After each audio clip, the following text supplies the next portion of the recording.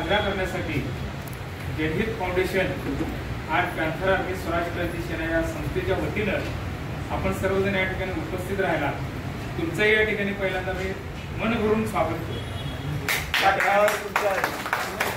ठिकाणी आपल्या या कार्यक्रमास प्रमुख पाहुण्या म्हणून आपल्या दुबे मेडिकल कॉलेजच्या प्राध्यापिका आदरणीय पासी मॅडम, जनहित फाउंडेशनच्या शाहिदा शेख मॅडम, त्याचबरोबर महाराष्ट्राचे आमचे पॅन्थर आर्मीचे माजी महाराष्ट्र प्रदेशाध्यक्ष आदरणीय वाघमारे साहेब, या ठिकाणी नवनियुक्त पॅन्थर आर्मीचे महाराष्ट्र प्रदेशाध्यक्ष आदरणीय मेडे सर, महिला आघाडीच्या अध्यक्ष आदरणीय ज्योतिताई झरेकर, आपल्या पालघर जिल्ह्याच्या महिला आघाडीच्या अध्यक्षा मोरेताई आणि उपस्थित तुम्ही सर्व बंधू भगिनी आणि संविधान प्रेमी.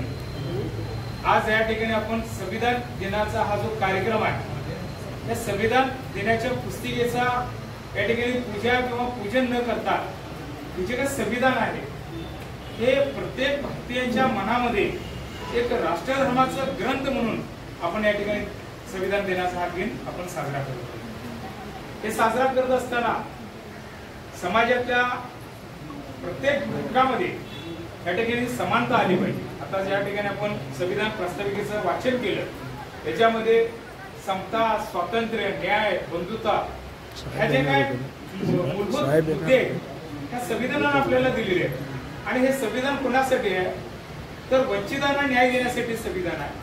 सर्वसामान्यांना सामान्य दर्जाचा माणूस म्हणून जगण्यासाठी समता दिलेली आहे. तुम्ही आम्ही एकमेकांना भाऊ बहिणीसारखं राहावं यासाठी बंधुत्व दिलेली आहे.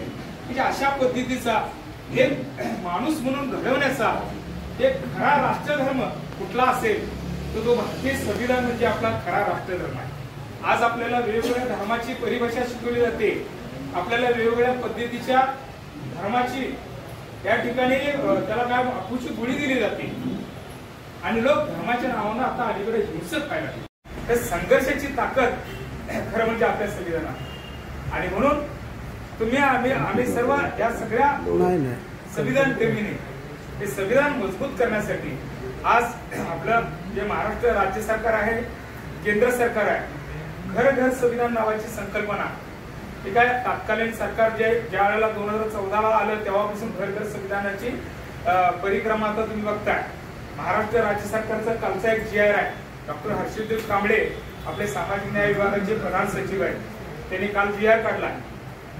पण त्याच्याही अगोदर पॅन्थर आर्मी स्वराज क्रांती सेना आपण काय करतोय की संविधानाची पुस्तिका अगदी सोप्या भाषेमध्ये असलेली पुस्तिका आपण 5वी ते 8वी वर्गातल्या विद्यार्थ्यांना देतो आणि त्याच्यावर वक्तृत्व स्पर्धा, निबंध स्पर्धा, काव्यलेखन स्पर्धा, चित्रकला स्पर्धा अशा स्पर्धा घेऊन त्याच्यामध्ये आपण कौन बनेगा करोडपती कसा क्विज आयोजित करतोय. अशा पद्धतीचं क्विज आपण पॅन्थर आर्मीच्या वतीनं या लहान मुलांच्या पर्यंत संविधान त्यांच्या हृदयात घुसवण्यासाठी, हृदयामध्ये आतमध्ये त्यांना संविधान अंगीकृत करण्यासाठी आम्ही क्विजच्या माध्यमातून या बालकांच्या पर्यंत पोहोचवण्याचं काम गेल्या अनेक वर्षापासून पद्धतीचा निर्णय जाहीर केलेला आहे.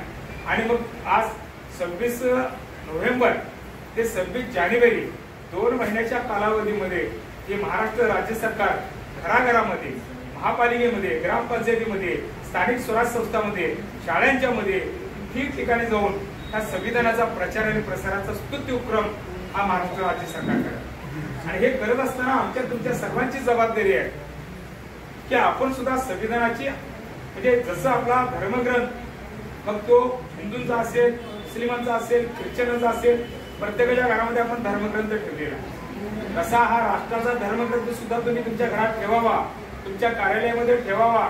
जरा त्याची व्याख्या आमचे ते वकील मित्र आहेत त्यांना त्याची म्हणजे समजते.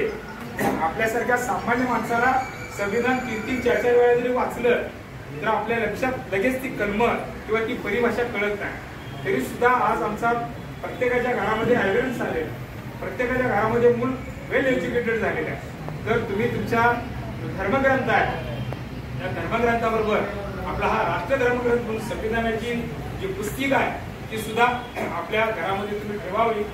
त्याच पद्धतीनं इथून पुढच्या काळामध्ये आपण सर्वजण गुण्या गोविंदानं संविधानाच्या तरतुदीनुसार भावाभावानुसार कुठल्या पद्धतीचे वेगवेगळे पद्धतीचे जे जाती अत्याचार होतात हे न करता आपण स्वच्छ निष्कलंकित भारतीय नागरिक एक देशभक्ती नागरिक म्हणून आपण जगूया। कार्यक्रमाला 7ची टायमिंग दिलेली आहे, तुमचा सर्वांचा या ठिकाणी सन्मान पण करायचा।